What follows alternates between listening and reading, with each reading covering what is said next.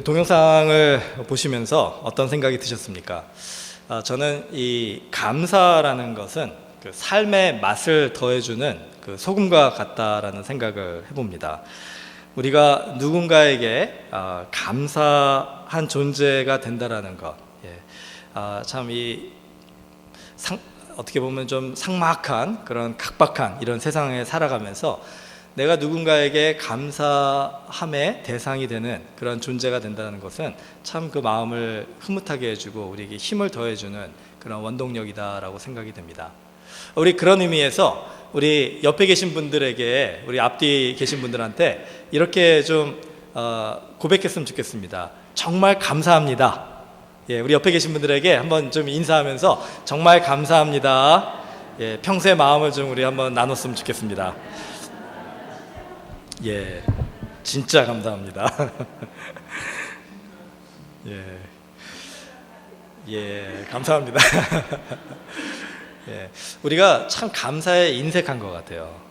저만 그런지 모르겠습니다. 살다가 보면은요, 하루 종일 어떤 누군가에게 한 번도 감사하다라는 말을 하지 않고 하루를 보낸 적도 있다라는 생각이 자주 들곤 합니다. 여러분은 어떠십니까? 우리의 입술에서 이 감사하다라는 말, 그냥 영어로 thank you라고 얘기하는 게 그냥 습관처럼 나오는 그런 말이 아니라 진심을 담은 그런 진짜 감사해서 감사하다라는 그런 표현을 내 가까운 사람들한테, 또 우리 이웃들한테, 우리 교회 형제 자매들한테 한다라는 것은 참 필요하면서도 우리가 너무 소홀하게 하는 부분이 아닌가 생각이 됩니다. 그 중에 대표적인 게 오늘 같이 동영상 보셨지만 우리 어머니에 대한 감사하는 마음이 그렇지 않습니까? 우리 가까이 어머니가 계신 분들도 많이 계시지만 우리 멀리 어머니가 계신 분들, 또 이미 돌아가신 분들도 많이 계시지 않습니까? 우리가 어머니를 생각하면은 참 어머니에게 감사한다는 마음을 우리가 늘 갖고 있음에도 불구하고 직접 어머니 감사합니다라는 그런 고백을 하고 그렇게 말씀을 드리는 게 너무나도 힘든 것 같아요. 너무나 이렇게 우리가 그것을 소홀하게 생각하다 보니까 마음은 있는데 표현이 잘 안 되는 그런 우리들의 모습을 보게 됩니다. 그런데 그 어머니에게 감사하는 마음을 우리가 가지는 것을 좀 다시 한번 좀 우리가 오늘 깊이 생각해 보면은, 아까도 잠깐 말씀드렸지만은 어머니의 마음을 우리가 생각하면서 늘 감사하는 이유가 있는 것 같아요. 그 어머니의 마음이 우리에게 주는 그 감사의 이유는 바로 그 희생의 사랑, 그 헌신의 사랑, 정말 아낌없이 어머니의 모든 것을 다 버리고라도 목숨까지도 내어주실지라도 그 자녀를 사랑하시는 그 마음, 그 마음이 우리에게 늘 우리가 그걸 알고 있고 깨닫고 있고 느끼고 있기 때문에 어머니를 생각할 때마다 우리가 감사하고 또 마음이 감동이 되고 또 때로 눈물이 나는 그런 경험을 하게 되는 것 같습니다. 오늘 어머니 날이죠. 우리 여러분들 어머님이 살아계신 분들은 꼭 감사합니다 진심으로 또 전달하시고 또 같이 이렇게 즐거운 시간들을 또 보내시는 기회가 되시기를 바랍니다. 하나님께서는요, 참 지혜로우신 것 같아요. 하나님이 눈에 보이지 아니하시는 하나님이시기 때문에 우리를 이처럼 사랑하시고 얼마나 우리를 사랑하시는지를 우리가 알기를 원하는데, 우리가 눈에 보이지 아니하시는 그 하나님의 사랑을 알 방법이 없는 거예요. 그러니까는 그렇게 우리를 사랑하시는 하나님을 우리가 가까이 두고 있음에도 불구하고 오늘 동영상 보셨지만 우리에게 주신 이 깨끗한 심령에 우리가 그 감사의 말 대신에 불평과 원망과 질투와 또 사람들을 폄하하는 그런 하나님이 원하시지 않는 마음들로 차곡차곡 그렇게 채운다라는 거죠. 혼탁하게 만든다는 거죠. 그러다가 보니까 우리의 그 혼탁한 마음을 통해서 바라보는 사람들이나 세상은 감사의 대상이 아니라 원망의 대상, 불평의 대상으로 보일 수밖에 없는 거예요. 그러니까 우리들의 마음속에 감사가 충만한 게 아니라 원망과 불평이 충만하게 되고, 우리의 입술 속에 감사의 고백이 항상 나오는 게 아니라 불평의 고백, 원망의 고백이 항상 나오게 되는 것이 아닌가. 하나님께서 그런 우리들의 이 죄악된 모습을 누구보다도 잘 아시기 때문에 어떻게 하셨습니까? 하나님께서 우리들에게 어머니를 주신 것 같아요. 그 어머니의 사랑의 위대함, 그거는 유니버셜한 것 같습니다. 이 세상의 어느 문화와 어느 민족과 어느 시대를 막론하고도 우리 모든 인간이 부인할 수 없는, 이 세상적으로 부인할 수 없는 그 한 가지는 무엇이냐면 바로 이 어머니의 마음, 어머니의 사랑의 마음이 아닌가 생각이 듭니다. 그걸 통해서 하나님께서 우리를 이처럼 사랑하시는 것을 가르쳐 주시기 원하시는 거예요. 예, 한번 생각해 볼까요? 우리 로마서 5장 8절에 이런 말씀이 있습니다. 한번 들어보세요. 우리가 아직 죄인 되었을 때 그리스도께서 우리를 위하여 죽으심으로 하나님께서 우리에 대한 자기의 사랑을 확증하셨느니라. 우리가 아직 죄인 되었을 때 예수 그리스도가 우리를 위하여 죽기까지 희생하심으로 하나님께서 우리를 얼마나 사랑하시는지를 보여주셨다라는 거예요. 여러분, 이게 어머니의 사랑에서 느껴지는 부분 아닙니까? 여러분의 자녀를 사랑하실 때 자녀가 잘생겨서 예뻐서 사랑하는 사람이 있습니까? 그런 어머니가 혹시 있습니까? 자녀가 잘생겨서, 객관적으로 잘생기고 예뻐서 연예인처럼 생겨서 사랑하는 어머니는 없죠. 사랑하니까 내 자녀가 이 세상에서 가장 잘생겨 보이고 가장 예뻐 보이는 거 아닙니까? 자녀가 세상적으로 똑똑하고 세상적으로 성공했기 때문에 사랑하는 어머니가 있습니까? 그렇지 않다 할지라도 어머니의 눈에는 우리 아들이, 우리 딸이 정말 세상에서 최고처럼 보이는 거예요. 그렇게 생각이 되는 거예요. 그러니까 아들을 칭찬해주고 딸을 자랑하고, 그게 어머니의 마음 아닙니까? 세상에 어떤 부모가 자녀가 정말 세상적으로 볼 때 참 형편없고 많은 죄를 짓고 세상 사람들이 비판하고 그렇게 손가락질하는 그런 삶을 산다고 그 자녀를 버리는 어머니가 어디 있겠습니까? 그런 자녀를 할지라도 그 자녀를 위하여 나의 모든 것을 다 버리고 죽기까지라도 사랑해 주는 게 그런 어머니의 사랑 아닙니까? 자녀의 모습이 어떻다 할지라도 전혀 그것 때문에 내 사랑의 기준이 정해지는 것이 아니라 그럼에도 불구하고 사랑하는 게 어머니의 사랑인 것처럼, 우리가 아직 죄인 되었을 때 그럼에도 불구하고 우리를 사랑해 주시는 것이 하나님의 사랑이라는 거예요. 어떻게 사랑하십니까? 십자가에서 죽으시기까지 우리를 사랑해 주시는 게 바로 하나님의 사랑이다. 이렇게 성경은 얘기를 하고 있다는 것입니다. 여러분, 오늘 어떻습니까? 여러분이 어머니를 생각할 때, 또 어머니이신 분들은 우리가 우리 자녀의 사랑을 생각할 때 정말 우리가 이렇게 아낌없이 희생적으로 헌신하며 받은 사랑, 또 주는 사랑, 그것을 하나님의 사랑과 한번 연결시켜 보시면은 오늘 이 시간에 하나님이 우리에게 주시고자 하시는 말씀을 우리가 깨달을 수 있는 거예요. 여러분, 이 시대에 이 교회를 생각하면은요, 우리가 그럼에도 불구하고 우리를 사랑하시는 이 하나님의 사랑을 지금 우리가 너무나도 많이 잊고 사는 신앙인들이 돼버리지 않았나 생각해 봅니다. 어쩌면 그렇기 때문에 우리도 하나님한테 감사하다라는 그런 고백에 좀 소홀하고 인색한 그런 신앙인들이 되어가고 있지는 않나 생각해 봅니다. 오늘 같이 읽으신 본문에 보면은요, 고린도전서 2장 10절 11절의 말씀에 이런 말씀이 있어요. 한번 들어보세요. 오직 하나님의 성령으로 이것을 우리에게 보이셨으니 성령은 모든 것 곧 하나님의 깊은 것까지도 통달하시느니라.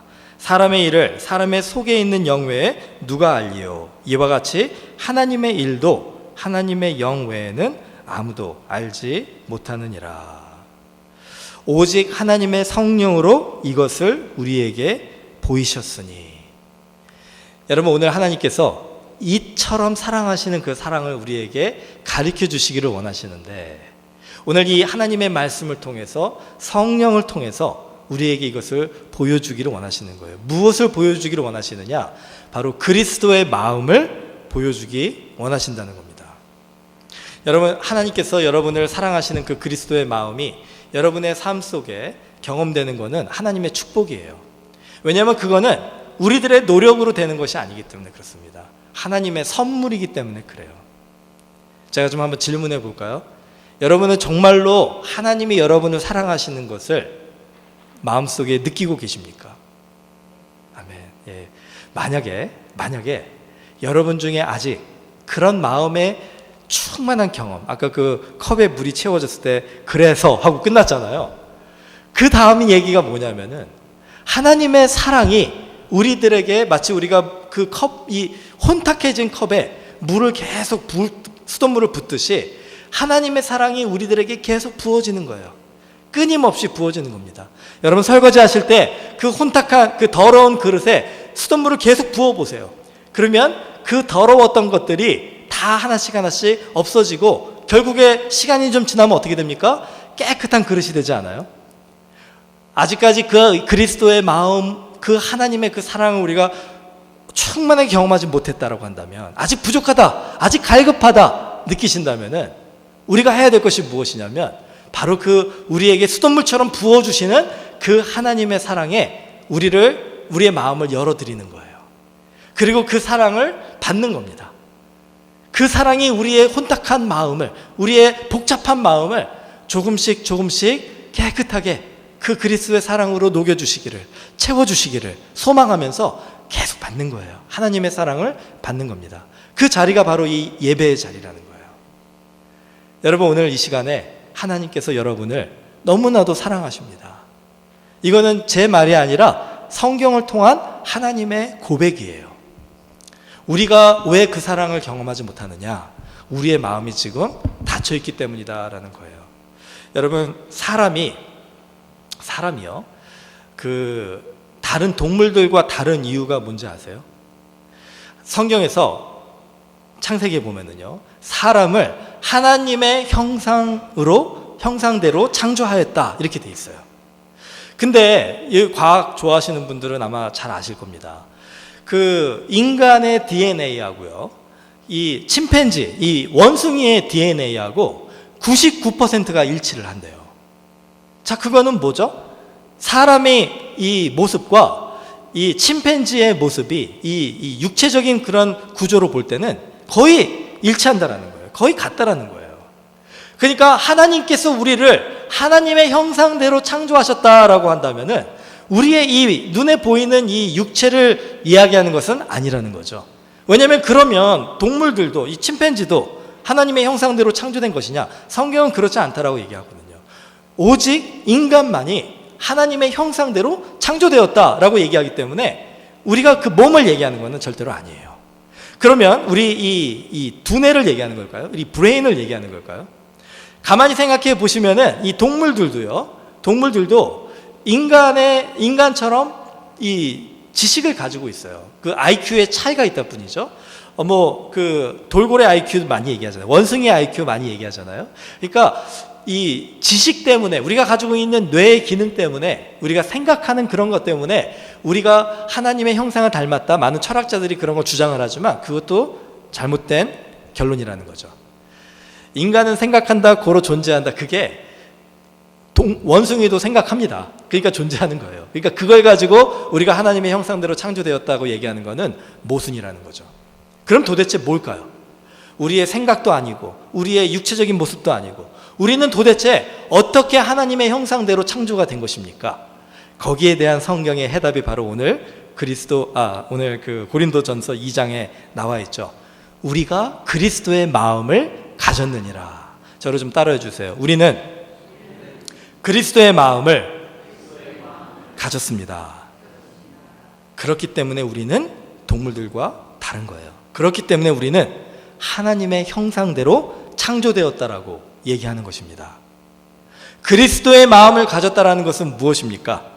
하나님께서 우리들에게 하나님의 마음을 우리들의 마음에 주신다는 거예요. 여러분, 마음이 어디에 있을까요?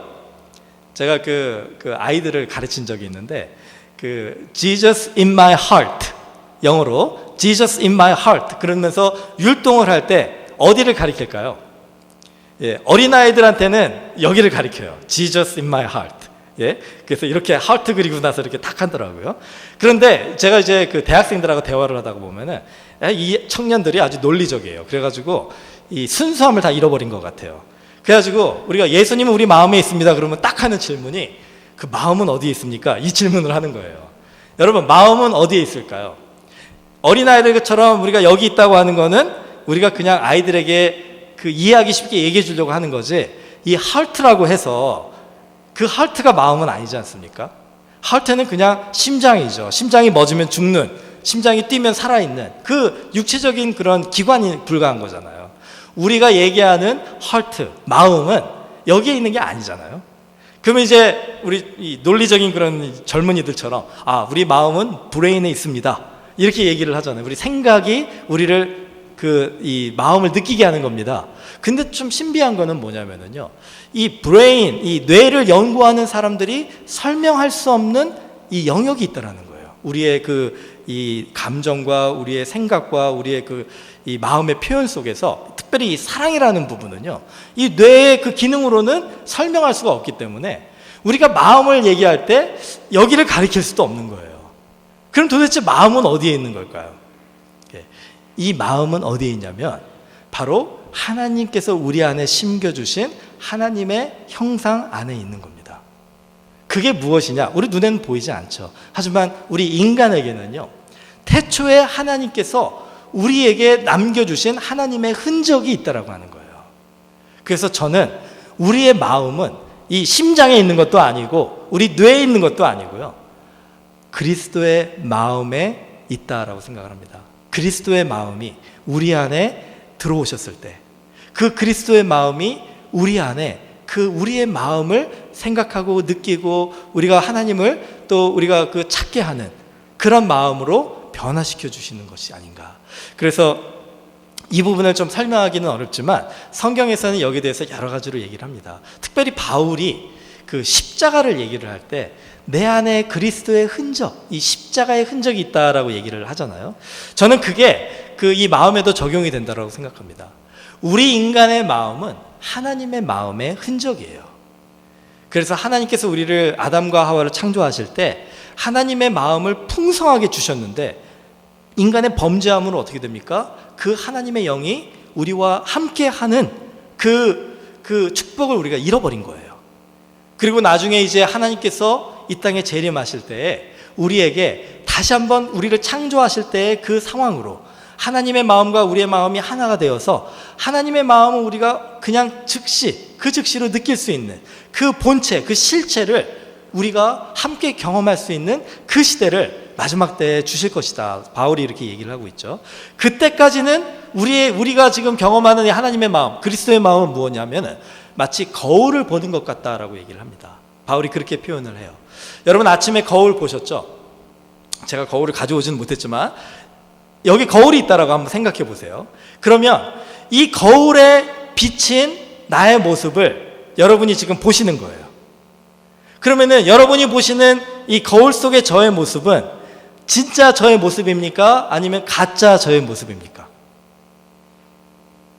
네, 헷갈리시죠? 이게 가짜는 아닌데 진짜도 아니에요. 그렇죠? 왜냐하면 이 거울 안에 있는 저의 모습은 제 실체 모습이 아니잖아요.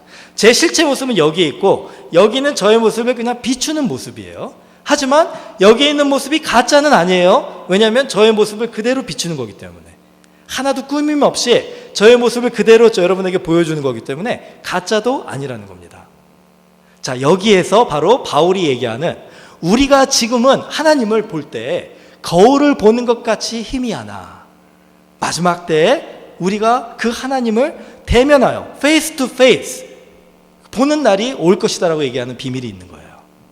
우리가 하나님의 마음, 이 그리스도의 마음을 지금은 100% 이해를 하지 못합니다. 100% 경험하지 못해요. 그러니까 항상 우리는 갈급한 거예요. 내 갈급함, 아까 우리 찬양했잖아요. 왜 우리가 갈급하냐면 그 하나님의 마음이 우리 안에 꽉 채워져야지 진정한 100%의 만족이 있는 건데, 충만함이 있는 건데, 마치 거울을 보는 것 같이 약간 부족한 그 실체를 우리가 경험하지 못하기 때문에 항상 그 하나님을 갈급해하고 사모하는 겁니다. 하지만 그것도 충분해요. 하나님은 우리에게 말씀하실 때 그 마음을 가지고 나와 함께 동행하면 내가 너와 함께하여 이 땅에서 너로 하여금 충만하고 풍성한 삶을, 감사가 넘치는 삶을, 항상 기뻐하라, 쉬지 말고 기도하라, 그 다음에 뭐예요? 범사에 감사하라.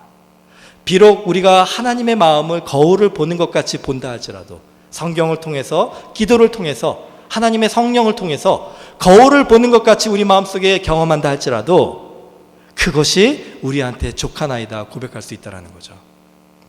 여러분, 오늘 어머니 날을 맞아서 우리가 이 두 가지를 좀 생각해 봤으면 좋겠어요. 어떻게 하면 우리 마음속에 이 그리스도의 마음을 온전하게 채워 넣을 수 있는가. 우리가 두 가지를 한번 생각해 보기를 원합니다. 첫 번째는 주님이 주신 이 거울, 이 하나님의 말씀을 우리의 삶 속에 우리가 잘 가지고 있어야 돼요. 간직하고 있어야 돼요.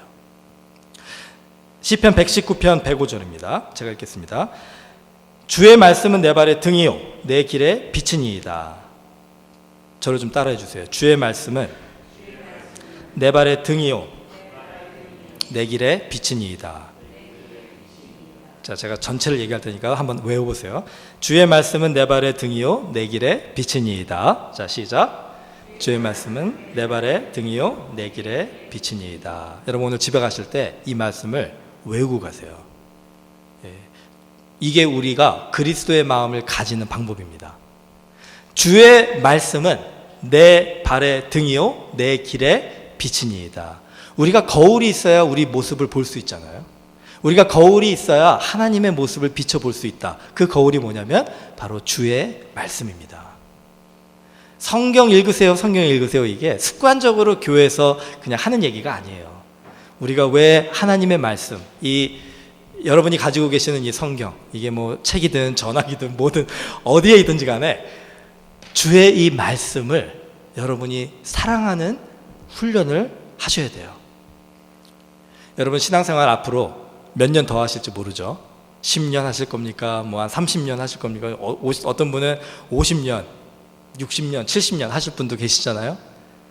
여러분, 우리가 이 신앙생활에서 승리하려면요, 그리스도의 마음을 가진 신앙인이 되려면은 이 시편 119편 105절을 외워야 돼요. 주의 말씀은 내 발의 등이요 내 길의 빛이니이다. 그러면 어떻게 해야 돼요? 이 하나님의 말씀을 내 발에 비추는 그런 일들을 해야 됩니다. 등이다라고 하고 빛이다라고 하는 이유가 전에 한번 말씀드린 적 있잖아요. 이거는 플래시라이트와 같은 거예요. 멀리 있는 것을 밝히 보이는 게 아니라 그냥 한두 걸음 앞에 보여주는 게 등입니다. 이게 바로 하나님의 말씀인 거예요. 그리스도의 마음을 가진 사람들이 미래를 막 예측하고 예언하고 그 미래에 어떤 일이 일어날 것을 확신하고 살아가는 게 아니에요. 그냥 불확실 속에서 여전히 똑같이 살아갑니다. 그러나 그 불확실성 속에서 살아가는 우리들에게 확신이 있는 이유는 뭐냐면 바로 내 걸음을 인도하시는 하나님의 말씀이 내 길에 비치기 때문에 그렇다라는 거죠. 자, 두 번째는 뭐냐면은 이 신명기 6장 4절에서 6절인데 제가 읽어드릴게요. 이스라엘아 들으라, 우리 하나님 여호와는 오직 유일한 여호와시니 너는 마음을 다하고 뜻을 다하고 힘을 다하여 내 하나님 여호와를 사랑하라. 오늘 내가 내게 명하는 이 말씀을 너는 마음에 새기고. 저를 좀 따라해 주세요. 너는 마음을 다하고 뜻을 다하고 힘을 다하여 내 하나님 여호와를 사랑하라. 다시 한번, 내 하나님 여호와를 사랑하라. 여러분, 하나님을 사랑한다는 것이 좀 막연하시죠? 막막하시죠? 이게 도대체 무슨 뜻일까? 괜찮아요. 우리가 그거를 다 이해하면 우리가 하나님입니다. 그거 다 이해할 거 하나님이 기대하지도 않으세요. 그러나 그럼에도 불구하고 하나님은 우리가 이렇게 고백하기를 원하시는 거예요. 하나님 사랑합니다. 저는 요즘에 하나님 사랑합니다 고백할 일이 많아졌어요. 최근에 지난 몇 개월 동안에 그냥 하나님 사랑합니다라는 고백을 할 수밖에 없는 환경들을 허락해 주시는 거예요. 어저께도 그랬습니다. 어저께 제가 토요일 날 이제 우리 조아 전도사님이 오시는데 여기 지금 아무래도 이제 혼자 있으니까 가장 저렴한 렌트를 찾아야 되잖아요. 근데 이 차가 없으니까 버스를 타고 다니고 자전거 타고 다니셔야 되니까 교회에서 이제 일을 하려면 교회 근처에 자리를 찾아봐야 되는데 이 플레인스보로 지역이 너무나 비싼 거예요, 렌트가. 그러니까 이제 제가 한번 지난 2주 전인가 1주 전인가요? 우리 교회 리더십하고 같이 얘기하는데 제가 좀 여쭤봤어요. 이 지역에서 혹시 한 200불짜리 좀 렌트를 구할 수 없을까요? 룸 쉐어하는 걸 구할 수 없을까요? 그랬더니 다들 박장대소 하시면서 웃으시더라고요. 목사님이 너무 몰라도 너무 모르신다고. 그래서 제가 조화 전사님한테 얘기해서 그래도 우리가 한 400불에 450불 뭐 맥시멈 500불 이상은 좀 힘들지 않겠냐. 또 살아야 되니까 여기서. 그래가지고 기도를 하자 그랬어요. 그러고서는 제가 기도하는 마음으로 인터넷을 찾아봤는데, 여러분 혹시 아십니까? 그 인디아에서 오신 분들만 공유하는 웹사이트가 있어요. 룸 렌트. 근데 이 플랜스보로에 그게 어떻게 우연하게 제가 그거를 설치하다가 찾은 거예요. 거기는 인디아 사람들만 들어가는 데인데. 그래서 제가 거기를 가보니까 플랜스보로에 룸 렌트 하는데 450불 딱 이렇게 돼 있는 거예요.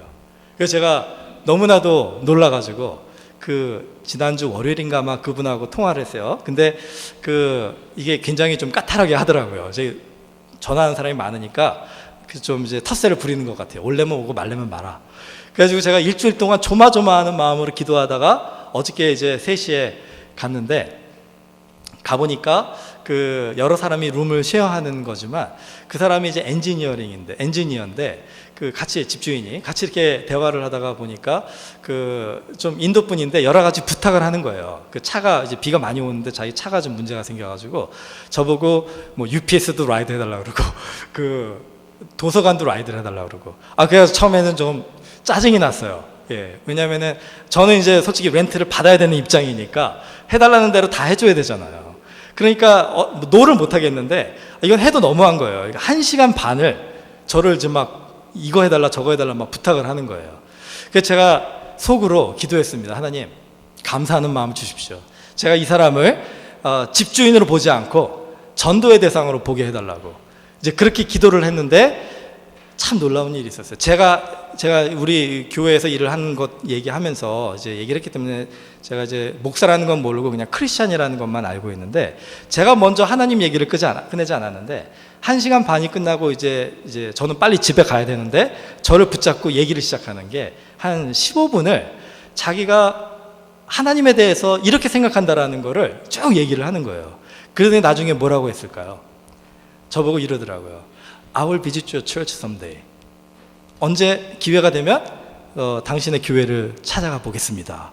제가 그래가지고 그 얘기를 듣는 순간에 어떤 생각이 들었냐면, 그분이 오실지 안 오실지는 모르겠어요. 하지만 하나님께 우리가 정말 감사하는 마음으로 하나님의 인도하심을 간구하면서 그냥 순종하니까 우리의 삶 속에서 하나님이 그 빛을 보여주셨는구나. 제가 솔직히 이렇게 나이스한 사람도 아니고 좀 친절하게 하려고 최대한 노력을 했지만 그 사람의 마음을 감동시킬 만한 그런 사람은 안 된다고 생각을 하거든요. 하지만 하나님께서 제가 하나님 앞에 기도하는 마음으로 나아갔을 때, 하나님, 주님이 나를 이렇게 사랑해 주셨으니까 내가 이 사람 사랑하는 마음으로 섬기겠습니다라는 마음으로 나가니까 그 사람의 마음이 녹여지는 거예요. 그래서 저는 그날 어저께 오후에 어떤 결과가 있을지는 모르지만 복음의 씨앗이 심겨졌다고 생각을 합니다. 그분하고 같이 대화 나누면서 제가 예수님에 대해서 또 하나님을 믿는다는 것에 대해서 같이 나누니까 너무너무 참 감사한 시간이었어요. 여러분, 제가 오늘 도전하고 싶습니다. 하나님은 우리에게 완벽한 것을 요구하지 않으세요. 그냥 하나님 사랑합니다. 여러분이 하나님을 얼만큼 사랑하는지 여러분 자신도 모른다 할지라도 그냥 고백하세요.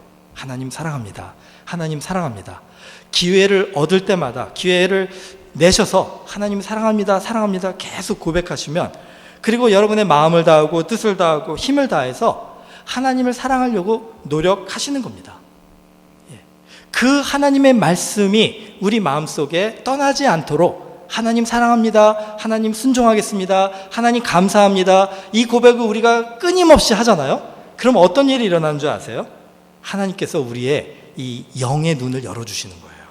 그리고 오늘 고린도전서의 말씀처럼 하나님의 성령을 통해서 우리 안에 하나님의 마음, 그리스도의 마음을 담아주시는 겁니다. 차고 넘치도록 부어주시는 거예요. 그때 우리가 무엇을 보게 됩니까? 거울에 비치는 하나님의 형상이 우리 안에 존재함을 깨닫게 되고, 그때 사람들이 무엇을 봅니까? 바로 우리를 통해서 비추시는 그리스도의 빛을 보게 된다는 것입니다. 여러분, 오늘 어떻게 하시렵니까? 우리가 어머니의 사랑을 우리가 생각해 보면서 그럼에도 불구하고 사랑하신 이 하나님의 사랑을 받은 존재로서 더 이상 그냥 불평과 원망과 그냥 세상적으로 지쳐서 찌들어 사는 삶이 아니라 우리의 삶을 한번 바꿔보는 거예요. 하나님 사랑합니다. 주님의 말씀은 내 발의 등이요 내 길의 빛이니이다. 주님, 내 힘과 정성과 뜻을 다하여 주님을 사랑하고 주의 말씀을 내 마음에 새기겠습니다. 이런 고백들이 우리 안에 계속 반복이 될 때 하나님께서 우리에게 이 그리스도의 마음을 풍성하게 경험시켜 주실 줄을 주님의 이름으로 축원합니다. 같이 우리 기도하겠습니다.